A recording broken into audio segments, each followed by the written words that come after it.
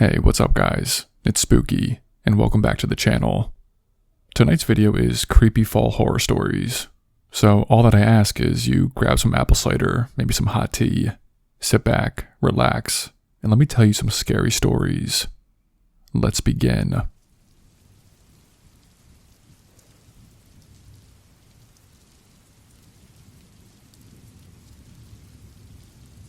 I worked at a thrift store last fall. It was a busy place during October because everyone came in looking for costumes, and the store relied heavily on donations.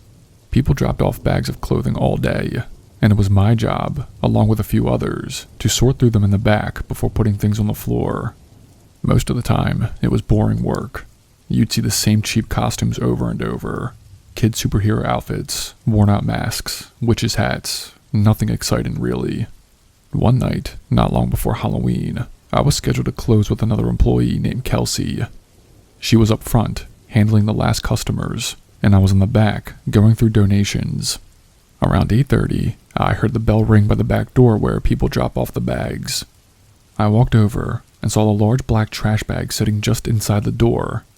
Whoever left it hadn't come in or said anything to me, and just dropped it off and left. We had a security monitor above the door that showed the parking lot, the back parking lot that is. I glanced up and caught part of a person walking away. They had a hood pulled up and never looked at the camera. I dragged the bag onto the sorting table. It was heavier than usual. When I set it down, I smelled something strong and chemical. I assumed maybe cleaning supplies had spilled inside. I untied the knot at the top, and that's when things got strange. Inside was a full outfit. Black pants, a dark shirt, gloves, and a mask on top. At first I thought it was just someone's old Halloween costume, but when I pulled the shirt out, it was stiff and discolored. The stains were dark and covered the entire front. The smell of bleach hit me so hard I dropped it. I stood there staring at it, trying to convince myself it was fake blood. But the closer I looked, the more I knew it wasn't. Kelsey came into the back a minute later. She wrinkled her nose immediately. "What is that?" she asked. I showed her the shirt. She froze and whispered to me, "That's blood." We both looked back at the security monitor. The person who had dropped the bag was still barely visible on the edge of the frame, just standing there. They were wearing the mask that was now in the bag. They did not move, just stared toward the door for several seconds before finally walking away. Neither of us spoke for a few moments. The whole room felt wrong. Then Kelsey pulled out her phone and said that we needed to call the police. I hesitated. Part of me didn't want to overreact, but at the same time, I knew she was right. She called, and within 15 minutes, 2 officers showed up. We showed them the bag. One of them opened it, smelled the shirt, and gave his partner a look. They pulled up the gloves too, and one still felt tacky, like it had been washed off but not completely dried. They collected the clothes and evidence bags. Then we replayed the security feed for them. You could see the person walk up, set the bag down, and walk away. But when they lingered near the edge of the frame, the feed glitched out. Static rolled for several seconds. When it came back, the person was gone. The cops asked if we recognized them. We both shook our heads no. Whoever it was had gone out of their way to stay hidden. After they left, we closed early. Neither of us wanted to stay in that store after that. I couldn't get the smell out of my nose. 2 days later, a detective came by while I was on shift. He asked me to step aside. He told me they were running tests, but he believed it was human blood on the clothes. He didn't give me many details, just said it wasn't the kind of donation they could brush off as a prank. That hit me hard. I kept thinking about the weight of that bag and the smell of the bleach. Whoever dropped it off wasn't just getting rid of a costume. It felt like they were dumping evidence. I quit not long after. Kelsey did too. Every bag that came through the back door after that made my chest tighten. I kept wondering if another would smell like bleach, if another would hide something worse. Before I left, I asked if I could copy the security footage for myself. Management didn't care, so I burned it to a disk. I've watched it a handful of times since. The part that still gets me is right before the feed glitches. The person in the hood and mask is just standing there at the edge of the lot. Their body doesn't move at all, not even a shift of their weight from one foot to the other. You can't see their eyes through the mask. but the tilt of their head makes it look like they're staring directly into the camera. I don't know why they dropped that bag there. Maybe it was the closest place to ditch it, or maybe they wanted someone to find it. But standing there, waiting, staring at the camera before walking off, that wasn't random. I never found out what happened with the investigation. I moved out of state a few months later, but every fall, I think about that night. When I see donation bins outside stores now, I can't help but picture that heavy black bag and the smell of bleach when I opened it. I still wonder if the person who left it was standing somewhere nearby, watching to see who picked it up.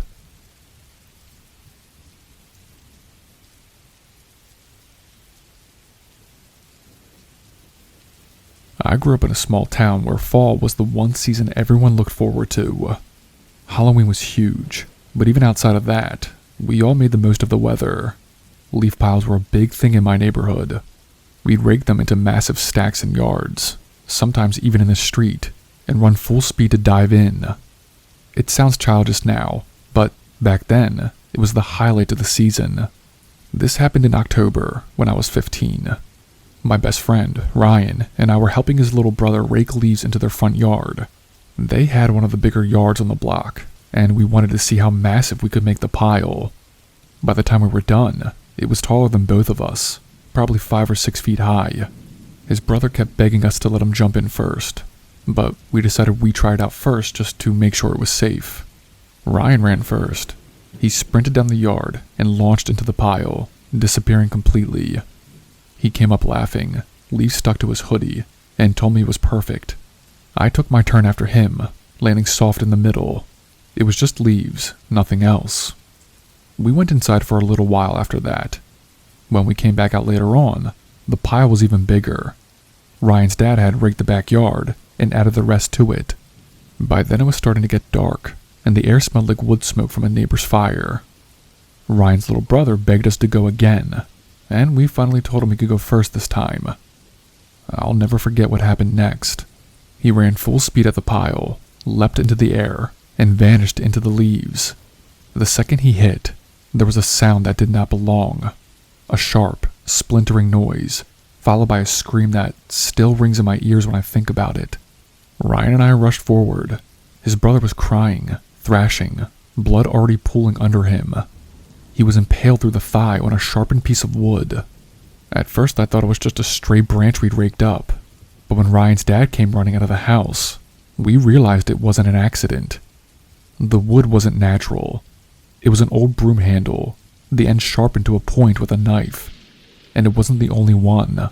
As Ryan's dad ripped leaves away, we saw 2 more stakes driven straight into the ground beneath the pile, angled upward. Someone had hidden them there. The panic that followed was a blur. Ryan's dad carried his brother inside, while I dialed 911. I remember trying to explain to the dispatcher what had happened, my voice cracking. There's wood. Someone put sharp wood under the leaves. An ambulance came fast. The paramedics got him out and rushed him to the hospital. He survived, but the wound was deep, and he needed surgery to repair the torn muscle. The doctor said if he had landed a few inches differently, it could have hit an artery. That night, the police came to the house. They roped off the yard with tape and started combing through the pile. I watched as they pulled out 3 sharpened stakes, each about 3 feet long, hammered deep enough into the dirt that they wouldn't fall over if somebody landed on them. The officers asked us who else had been around. Ryan and I kept saying nobody. We made the piles ourselves. We were in the yard all afternoon, and nothing had been under it when we first jumped in. That meant someone had come by in that short window while we were inside and planted those stakes. The idea of that chilled me more than anything. Whoever did it knew kids would be playing there. They did not do it to scare us. They did it to seriously injure, maybe even kill. The next few days were chaos in the neighborhood. Parents stopped letting their kids play outside. Police questioned people on the block, asked if anyone had seen someone carrying wood or messing around in our yard. Nobody admitted to seeing anything. A detective came back to talk to us later in the week. He told Ryan's parents the stakes had tool marks on them. They'd been sharpened with a blade, maybe a hunting knife. He also said the broom handle had traces of paint on it, the kind used in school custodial supplies. That made everyone uneasy because it pointed to someone with access to the school district. Despite that, they never made an arrest. No one was caught sneaking around. Whoever did it either lived nearby or had been watching us long enough to know exactly when to strike. Ryan's brother eventually recovered, but he still walks with a limp when the weather gets cold. His parents moved a year later. They said it was for work, but I always suspected the real reason was because they couldn't stand living in the same place where it happened. And as for me, I never looked at leaf piles the same way again. Even now, as an adult, when I see kids laughing and diving into them during the fall, I feel this wave of dread. I want to yell at them to stop, to tear the leaves apart and check underneath. It wasn't an accident. It wasn't kids pulling a prank. Someone built a trap and left it in plain sight, waiting for a child to jump in. And to this day, nobody knows who did it or why. That's the part that still keeps me awake sometimes. It wasn't random. It couldn't have been. Someone picked that yard, that pile, that exact window of time to set it up. And then they disappeared, leaving no trace except for the sharpened wood covered in blood. I can't shake the thought that maybe they were watching from somewhere nearby, waiting to see it happen. Maybe they even saw Ryan's brother get carried away in an ambulance, bleeding and screaming, and they felt satisfied. The police told us to stay alert and call if we noticed anything suspicious around the neighborhood. But after that night, everyone looked suspicious to me. Every fall since, I've skipped raking. I pay someone else to handle it, or I just let the leaves sit. I won't risk making another pile. It's not worth wondering what could be underneath.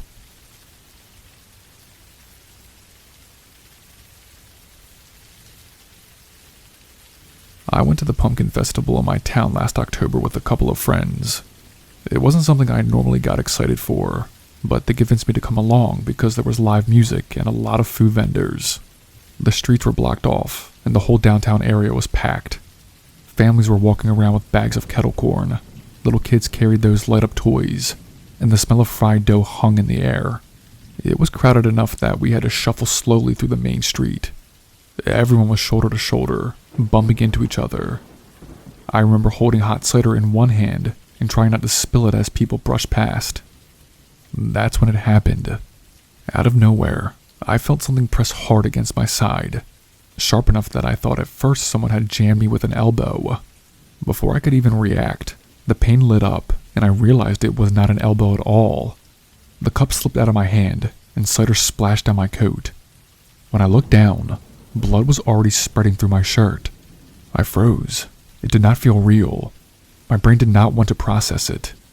My friend Abby turned around when she heard me choke, and her face went white. She started screaming my name, grabbing me by the arms to hold me up as my knees buckled. The crowd around us rippled in confusion. A couple of people gasped when they saw the blood, but most did not even understand what was happening. Some thought I fainted. Abby kept shouting for help, and the panic spread fast. Parents pulled their kids away, people shoved backwards to get out of the area, and others pressed closer trying to see. I remember the cold pavement when I went down. Some man tried to keep me upright, saying over and over, "Stay with us, stay with us." My ears were ringing, and all I could think was that somebody had just stabbed me in the middle of a street full of people, and I had no idea who it was. Abby kept asking if anyone saw it. Nobody answered. Whoever did it had already melted into the moving crowd. The police were close by since the festival was downtown, and they got there fast. I remember flashing lights, officers pushing people back, paramedics kneeling beside me. The pain was overwhelming, but worse was the helplessness. One second I was drinking cider, the next I was lying on the ground bleeding, with no idea if I'd survive. They rushed me to the hospital. The knife had gone deep, close to my ribs, but it missed anything vital by barely an inch. The surgeon later told me if the blade had been angled differently, it could have punctured my lung. While I was recovering, detectives came to question me. They wanted to know if I had any enemies, if anyone might have been following me, if there was any reason I'd be targeted. I didn't have answers. I live a boring life. I work retail, hang out with my friends, pay my bills. There was no one out there I knew who would have done this. They also asked if I remember seeing anyone unusual in the seconds before it happened. The truth is, I don't. Everyone looked the same in that crowd, bundled up in coats and hoodies, walking shoulder to shoulder. I couldn't even tell which direction the person went afterward. Abby said she thought she saw a man in a dark hoodie brush past me, but she never saw his face and didn't see a knife. That description didn't narrow down anything. The festival security cameras caught part of it. The footage shows me walking, then suddenly staggering, my cup falling, Abby grabbing me. But when they tried to see who was next to me at that moment, the angle was blocked by other people. The detectives admitted the video was basically useless. They canvassed the area for the knife, but it was never found. I spent a week in the hospital. Every day a detective came by asking if I remembered anything new. I didn't. All I had was the memory of the pain and the shock. When I was discharged, going home was strange. I had a bandage over the wound, and everything felt vulnerable. Even walking into a store or standing in line somewhere made me tense.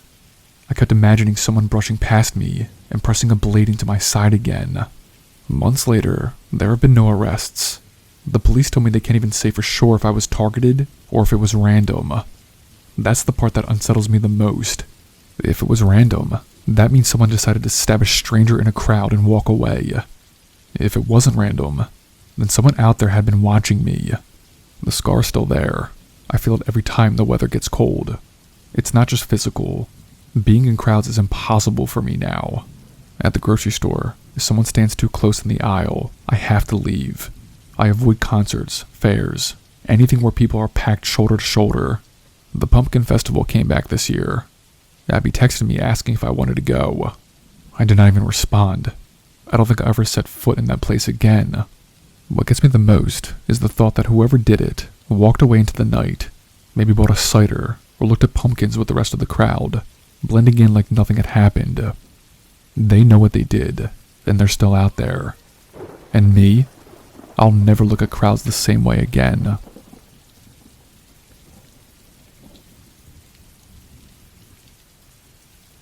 I worked at an apple orchard last fall.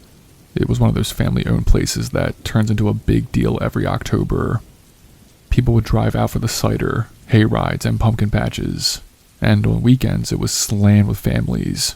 But during the week, it was just a small crew of us doing the heavy work, picking, packing, and hauling crates into the storage sheds. I was 19 at the time, and mostly took the job because it paid better than fast food. It was long hours, and my back hurt constantly, but I did not mind being outdoors. The orchard was quiet on weeknights, and I liked the routine. The night this happened, I stayed late with two other co-workers, Lewis and Jacob. We were loading crates into one of the cold storage sheds. The shed was basically a giant insulated barn with a big sliding door and rows of stacked apples in wooden bins. We finished around 9 and left together. They parked in the employee lot near the main road, but my old truck was parked closer to the shed since I had been moving crates. I remember hesitating before I walked back. The orchard was pitch black once the floodlights near the main barn shut off, and the shed sat further down the dirt road. I used my phone flashlight to cut through the dark, kicking at gravel, half wishing I'd just parked with the others. When I got to my truck, I heard something. At first it sounded like metal scraping, faint but steady. It was coming from the direction of the shed we just left, and I froze, thinking maybe Jacob had forgotten something and gone back. But when I looked, the big sliding door was half open. We closed it before leaving. I walked closer, calling out to see if it was them. No answer. The scraping stopped the second my voice carried into the shed. I lifted my phone higher. The beam hit the edge of the bins, long shadows cutting across the concrete floor. My gut told me to just turn around and leave, but curiosity won for a second. I stepped inside. The air was cold in there. It smelled like apples, but underneath it was something sour, like old sweat. I aimed the light down one of the aisles. That's when I saw it. A sleeping bag stuffed between two stacks of bins. Next to it were empty food wrappers, a jug of water, and a pile of clothes. Someone had been living in the shed. I did not have time to process it, because a shadow moved in the corner of my light. Something shifted behind the bins. Then I heard quick footsteps, and the sound of wood knocking as someone ran deeper into the shed. I bolted. I sprinted back to my truck, heart hammering, and fumbled for my keys. Just as I yanked the door open, something slammed hard against the back of the truck. The whole frame jolted. I turned and saw a figure in the dark, too fast to make out the details. They grabbed at the handle, but I shoved the lock down and cranked the engine. The person slammed their fist against the window hard enough that I thought it would crack. I threw the truck into reverse, swerving onto the dirt road. My headlights swept over them for a second, and I caught a clear look. A man, maybe in his 30s or 40s, filthy, with wild hair and a ragged coat. He had something in his hand, an apple-picking hook, one of those curved metal tools we used on long poles. He swung it at the taillight as I tore down the road. The glass shattered behind me. I did not stop until I reached the main road. Lewis and Jacob were already gone, so I just drove straight home, shaking so badly I could barely keep the wheel steady. The next morning, I told the owner what happened. He called the police. They searched the shed and found the sleeping bag and trash I'd seen, but nothing else. The man was gone. That night, though, we found out he hadn't left. Lewis showed up the next day and said when he came in early to clock hours, the shed door was open again. Inside, one of the apple bins had been smashed apart, wood splinters everywhere, like someone had taken a tool to it. The cops came back and searched the property again. They did not find him, but they said he'd probably been squatting there for a while, maybe moving between the sheds at night. They told us to stay in pairs after dark and keep the doors locked. But here's the part that stuck with me. In the corner of the shed, near where the sleeping bag had been, they found a small notebook. Most of it was scribbles, random nonsense that didn't make sense. But on one page, in big letters, it had my truck's license plate written down. The police bagged it, but nobody ever explained what that meant. I worked the rest of the season, but never stayed late again. If we fell behind, I volunteered for the early shift instead. I couldn't handle being near those sheds after dark. I still wonder how long he'd been watching us. We worked those orchards day after day, never thinking about what might have been hiding just out of sight in those sheds. I don't know what his plan was that night when he came at me with the hook. I don't know if he wanted to scare me, rob me, or worse. But I can't shake the image of him slamming his fist against my window, teeth bared, my taillights bursting as I sped away. The orchard still runs every fall. I've driven past it a few times since I quit. Families still line up for hay rides, kids run through the pumpkin patch, and people buy cider donuts at the stand. No one would guess that a man once lived in those sheds, waiting in the dark, armed with a hook.